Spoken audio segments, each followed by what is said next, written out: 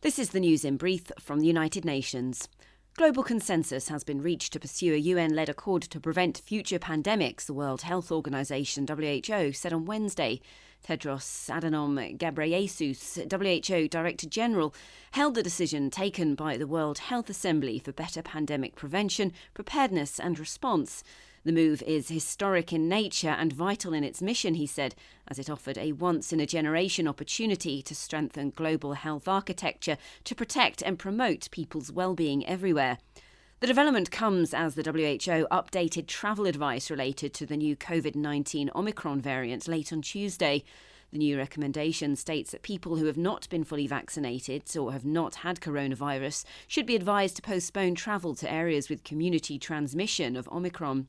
This includes people 60 years of age or older, or those with conditions that present increased risk of severe COVID-19, such as heart disease, cancer and diabetes.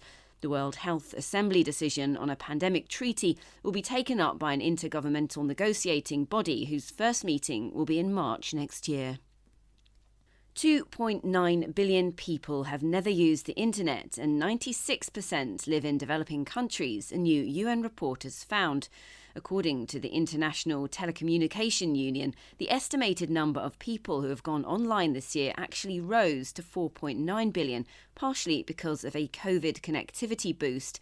This is good news for global development, but ITU said that people's ability to connect remains profoundly unequal, as many hundreds of millions might only go online infrequently, using shared devices or facing connection speeds that hamper their internet use.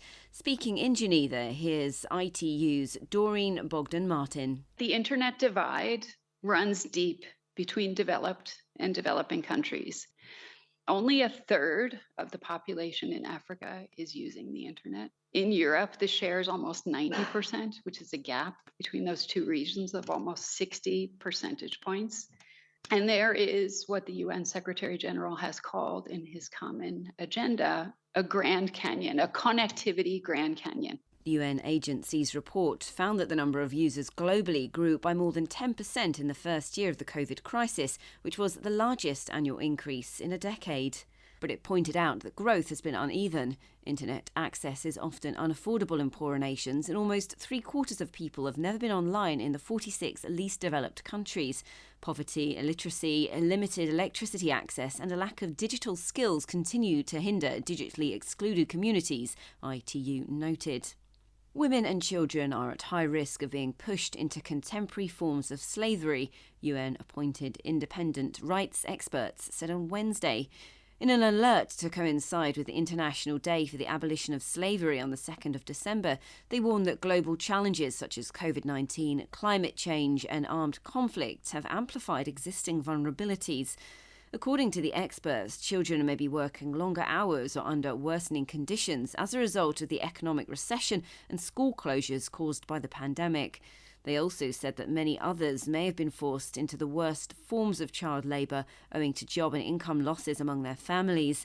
This includes the forced recruitment of youngsters into armed and criminal groups, which has continued in emergency and non-emergency settings. Women and girls are also subjected to child and forced marriage, domestic servitude, forced labour and debt bondage. To remedy the situation, the experts urge states to tackle inequality and discrimination and protect the most vulnerable in society.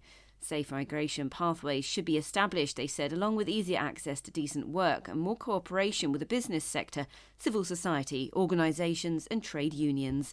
Katie Dartford, UN News.